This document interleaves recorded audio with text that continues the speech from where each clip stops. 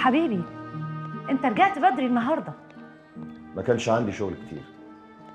صرفت الناس اللي عندي في الديوان وقلت اجي اقعد معاكي، ما لقيتكيش. كنتي فين؟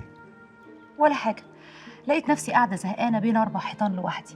خطفت رجلي ورحت البيت عند والدي، قعدت مع اختي دنيا زاد، اناكف فيها شويه وهي تناكف فيها شويه، وخدت بعضي ورجعت. مش كنتي عندهم امبارح؟ لو اعرف ان انت هترجع بدري ما كنتش طلعت من البيت النهارده. سيبك انت، انا محضره لك حته مفاجاه. مفاجأة ايه؟ قلبت في مكتبتي في البيت عند والدي وطلعت كل كتب الطبيخ اللي ما كنتش مهتمه بيها قبل كده، عشان اصلح الجريمه البشعه اللي ارتكبتها في حقك لما طلبت مني ان انا اطبخ لك بايديا. لا اذا كان كده ماشي. وقفنا لحد فين في الحدوته؟ عجيبه، انت عاده بتحب تسمع الحدوته بالليل. الكلام ده كان زمان، قبل ما تدخلي حياتي.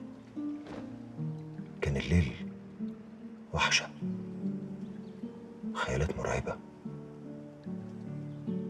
ذكريات أليمة بتنازع ورافضة تموت. لكن بعد ما دخلتي كأن معاكي عصاية سحرية، قلبتي كأن كل حاجة. سيدي يا سيدي على الكلام اللي يدوخ.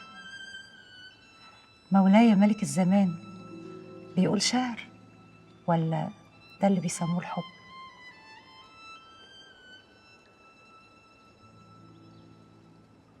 ايه بقى اللي حصل بعد ما العبيد الأربعة قبضوا على جودر في السوق؟ ما حدث بعد ذلك يا ملك الزمان لم يكن أبدا في الحسبان.